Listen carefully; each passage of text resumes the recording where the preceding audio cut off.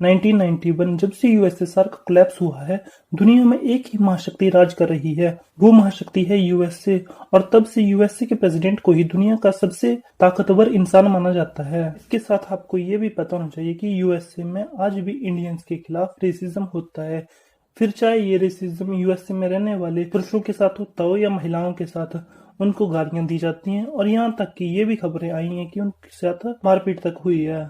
जब हम इन दोनों बातों को साथ में ज्वाइन करते हैं कि यूएसए का प्रेसिडेंट जो होता है वो दुनिया का सबसे ताकतवर इंसान होता है और दूसरी तरफ यूएसए में इंडियंस के खिलाफ रेसिज्म होता है, ऐसे में भारतीय भी चाहते हैं कि एक बंदा ऐसा पॉलिटिकली उस चेयर पर बैठा हो जिससे कि भारतीयों की आवाज वहां तक पहुंच जाए। तो आपको ये जानकर खुशी होगी कि आने वाले समय में ये चांसेस बन रहे हैं कि अमेरिका का राष्ट्रपति यानी कि दुनिया का सबसे पावरफुल इंसान इंडियन ओरिजिन का होगा, जिसका नाम है विवेक रामास्वामी। हाँ, इनके बनने की चांस बहुत कम है, लेकिन फिर भी चांसेस तो हैं और कोई बड़ी बात नहीं है अगर ये अमेरिका के प्रेसिडेंट बन जाते हैं। तो विवेक रामास्वामी के प्रेसिडेंट बनने की बात अब शुरू हुई जब इनकी पार्टी के फर्स्ट राउंड के प्रेसिडेंट डिबेट राउंड में इनकी 28% से जीत हुई। अब इसके बाद आपको ये जानना भी जरूरी है कि प्रेसिडेंट डिबेट राउंड होता क्या है और इसमें कैसे प्रतिभागी जीतते हैं और जो जीतता है क्या वो प्रेसिडेंट बन जाता है या उसकी प्रोसेस क्या होती है। इसके लिए आपको अमेरिकी इलेक्शन के बारे में थोड़ी बहुत बातें पता होनी चाहिए। जैसे कि अमेरिका में 2 मेन पार्टियां हैं और आज तक इन्हीं 2 पार्टियों के प्रेसिडेंटों ने अमेरिका पर शासन किया है।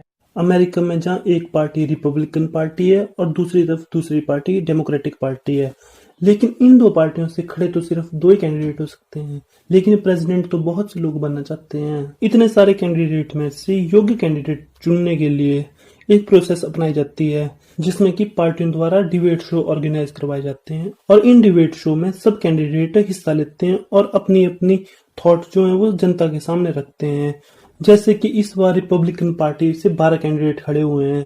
अब इनके पार्टी वर्कर सबसे पहले अपना योग्य उम्मीदवार चुनेंगे जिनको सबसे ज्यादा बहुमत मिलेगा। उसके बाद उनकी लोकप्रियता जनता में चेक की जाएगी और जिसकी लोकप्रिय जनता में सबसे ज्यादा होगी उसको पार्टी अपना कैंडिडेट चुनेगी। ये प्रोसेस रिपब्लिकन पार्टी में भी अपनाई जाती है और यही प्रोसेस डेमोक्रेटिक पार्टी में भी अपनाई जाती है।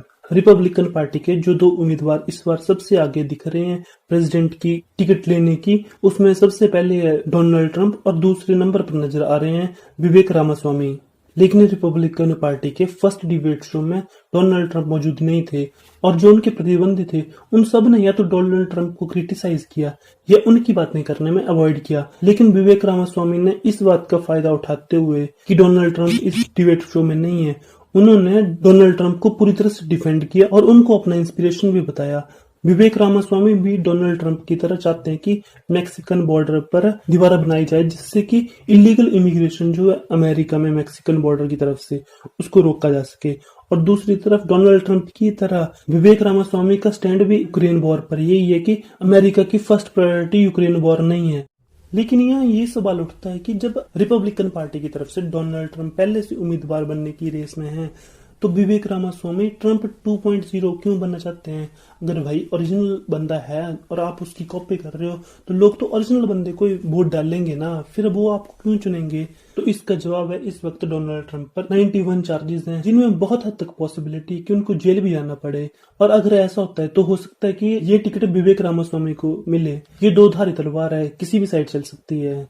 लेकिन ऐसा नहीं कि अगर डोनाल्ड ट्रंप को जेल होगी तो वो इलेक्शन नहीं लड़ सकते हैं। अमेरिका के लॉ के हिसाब से अगर वो जेल में भी होंगे तब भी इलेक्शन लड़ सकते हैं। लेकिन आपको यहाँ ये पता होना चाहिए कि डोनाल्ड ट्रंप के आइडियाज खराब नहीं थे, वो इन्हीं आइडियाज के दम पर इलेक्शन में जीतते थे और फिर से इन मुद्दों पर जीत सकते हैं। इसीलिए विवेक रामास्वामी इन इलेक्शंस में डोनाल्ड ट्रंप का सहारा ले रहे हैं। लेकिन हम इंडियंस को ये बात अच्छे से पता होनी चाहिए कि अगर विवेक रामास्वामी अगर इलेक्शन जीत भी जाते हैं तो वो ऐसा नहीं है कि फर्स्ट प्रायोरिटी इंडिया को देंगे। उनकी कंट्री अब अमेरिका है तो वो सबसे पहले अमेरिका को सपोर्ट करेंगे ना, अमेरिका के हक में फैसले लेंगे। लेकिन हाँ ये है कि इंडियन सिटीजन कोई अमेरिका में प्रेसिडेंट बनेगा, दुनिया का सबसे ताकतवर इंसान अमेरिका का प्रेसिडेंट जो है वो भारतीय इंसान होगा। हम ये गर्व से कह सकते हैं। जैसे इस वक्त बहुत से देशों में भारत के प्रधानमंत्री राष्ट्रपति बैठे हुए हैं, इसलिए भाई अपन भारतीय होने के नाते विवेक रामास्वामी जी का सपोर्ट करेंगे। आई होप आपको ये वीडियो अच्छी लगी होगी। वीडियो देखने के लिए धन्यवाद।